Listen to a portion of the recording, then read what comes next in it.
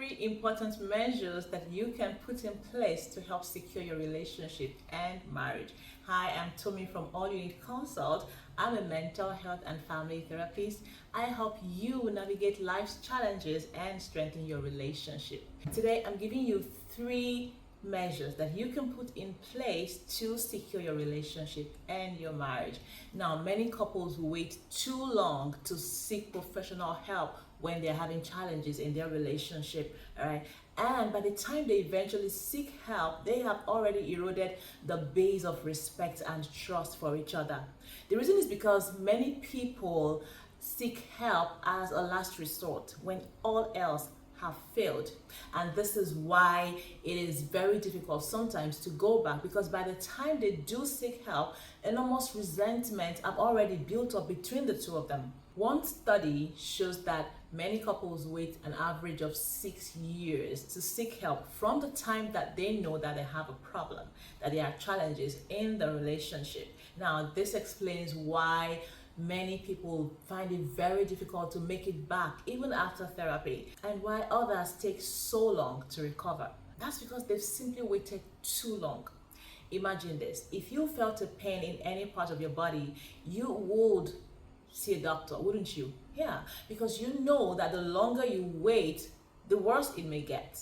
So why would you notice a problem in your relationship or your marriage and not do anything about it? How important is your marriage to you? I mean, if something was important to you, you would nurture it, you would take care of it, you would try to do something about it, you would try to make it better when things are not going the way they should be going. Because when there is a problem, it is coming from somewhere.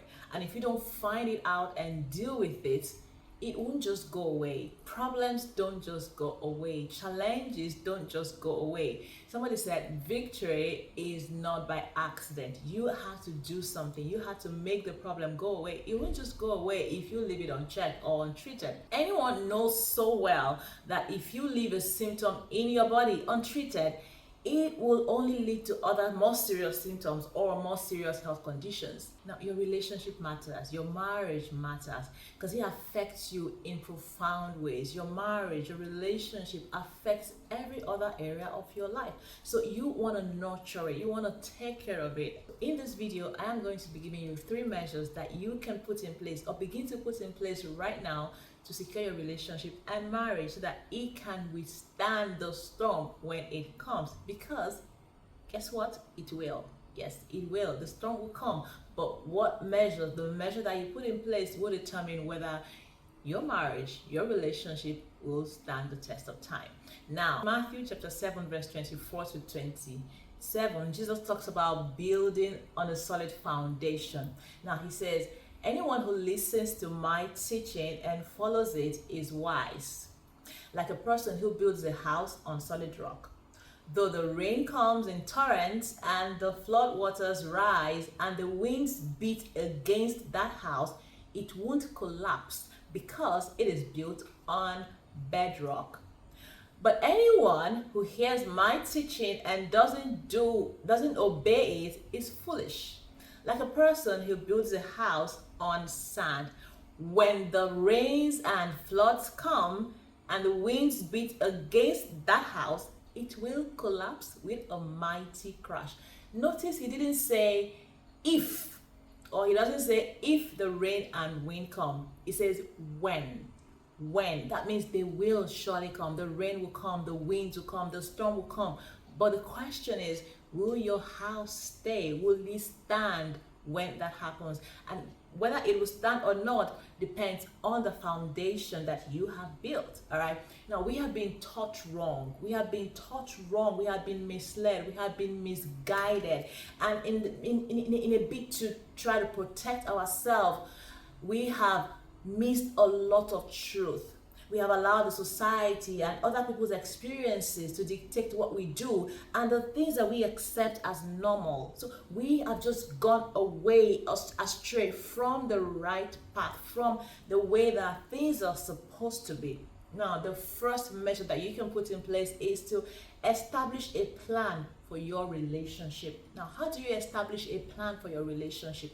Okay, so Let me give you an example. If you buy a new home appliance, for instance, it will usually come with a manual, the owner's manual, prepared by the manufacturer. Now, this manual explains to you how to get the appliance up and working, okay? How to operate it, how to put it together, and get it running, right? Now, you cannot just devise your own plan, because the manufacturer knows exactly how he made it and how he put it together and how it is supposed to work. And that is why there is a manual.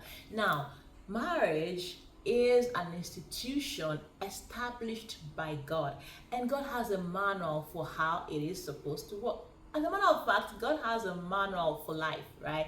He is the creator of life, and he has a manual for how life should run smoothly. So let's talk about marriage now, a relationship. God has a manual for how relationship is supposed to work. If you want to know how something works or how it's supposed to run smoothly, you would ask the manufacturer, you would ask the creator. Now, marriage didn't just begin, it didn't just start to happen. No man established marriage. Only God did. God established marriage. So if we want to know how it should run smoothly, we have to ask him. We have to ask him for the manual.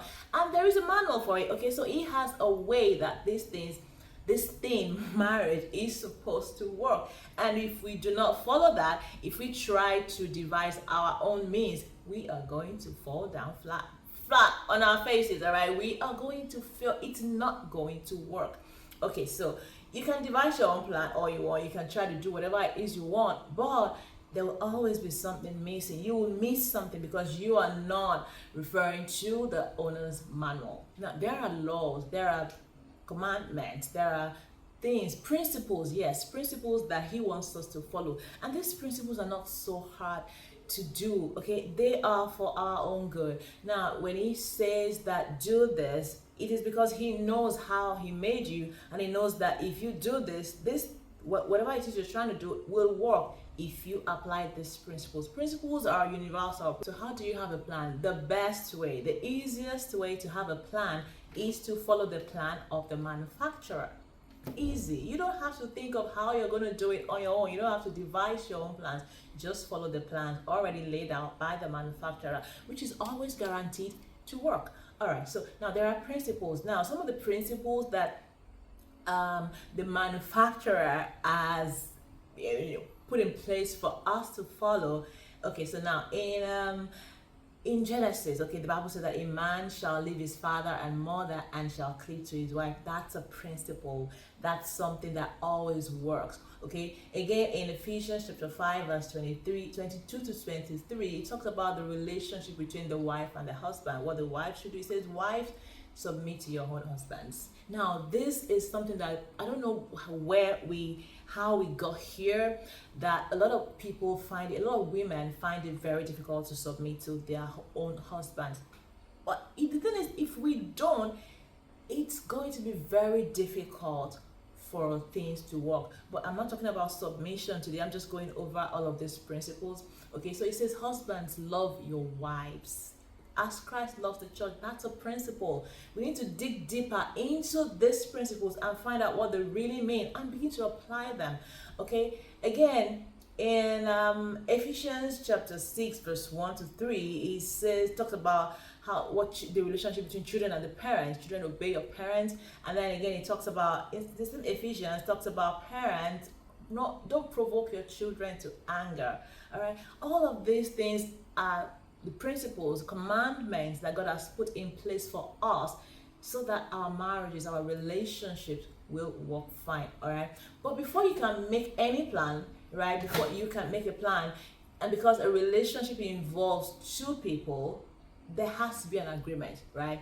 It says, can two work together except they agree? So there has to be an agreement. You both have to agree on the same plan. That's the only way that it is going to work. Okay, so that is why you can't not be unequally yoked. If you're unequally yoked, you want this plan, you want to follow these principles, the other person doesn't want to follow that or doesn't subscribe to that plan, there is going to be a problem. All right, that's number one. Now, number two measure is have a preventative measure to lower resentment. Now, resentments build up when we allow negative emotions to fester. When we don't resolve issues, when we sweep issues under the rug, these things can build up resentment over time. Now, it's not going to happen overnight, and that is why sometimes we miss it. It's going to happen gradually over time. An issue happens, and instead of resolving it, you sweep it under the rug. Another one happens, you sweep it under the rug. Another one happens, you ignore it. You refuse to talk about it. These things are building resentment in the background, in your mind, but you don't know it until it's full. That is why it is important to not allow issues to go unresolved. If you need to talk about it and resolve it. Make sure it's completely out of your mind, completely resolved, and then you move on. Otherwise, it will build up resentment in your mind towards each other. And when you get there, it is difficult to go back to the way that things were. All right. So now, when one party is not willing to communicate or resolve disagreement, when there is no open communication, these things are dangerous to the health of your relationship. Okay. Now, what preventative measure can you put in place to avoid resentment to build up? What measures can you put in place to resolve issues quickly? You both know, the saying, you don't appreciate what you have until you lose it. It's not a cliche. It is actually true. Okay. So when you have something, you tend to just take it for granted. But when it's gone, then you realize the value of what you have lost. Do not wait until you lose something before you realize its value. Nurture your relationships. Okay. Now, most men are more action-oriented than word-oriented. So they communicate and resolve issues with actions rather than words. Whereas most women like to talk. So if there is a disagreement, for instance, to resolve it, the man may act it rather than say it. He may buy her a gift or something. The woman, on the other hand, may just want to talk about it. Accept the other person's apology, whether or not it is your way. Understand how your partner communicates and respond to that, whether it is the way you would communicate or not. As long as he's communicating something, receive that and let things just get resolved. Okay, the last thing, the number 3 measure that you can put in place is maintain respect.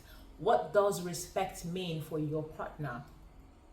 If you don't know, find out. Ask him, ask her, what would I do that would interpret to disrespect for you? What would I do that would tell you that I respect you? Ask. This is open communication. Ask your partner what respect means to him. Now, the Bible says to submit to one another. Ephesians chapter 5, verse 21 says, submit to one another out of reverence for Christ. Somebody said that marriage is not about you. It is about the other person. I once heard a preacher say that the main cause of divorce is selfishness. And I think that's true. I couldn't agree more.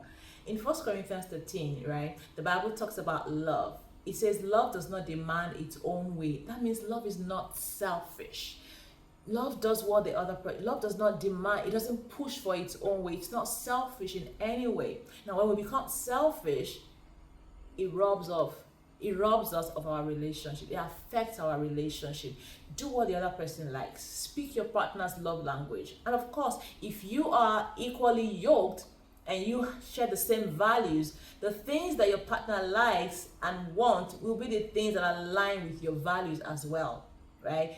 You may need to adjust here and there to accommodate each other. Of course, that happens, a little adjustment here and there so that we can accommodate each other. But you will not have to compromise your values. So you don't have to worry about compromising your values because you want to do what the other person wants. You share the same values. You are equally yoked. So you won't have to do that. That's another reason why shared values are important. You have to be equally yoked. So these are 3 measures that you can begin to put in place in order to secure your relationships right now. Number 1, have a plan for your relationship. Number 2, put preventative measures in place to lower resentment. And number 3, maintain respect. If you love this video, please consider giving it a thumbs up. And also, if you have not subscribed to this channel, please do that right now. And I will see you in my next video. Stay blessed, stay happy, and keep nurturing that beautiful relationship of yours.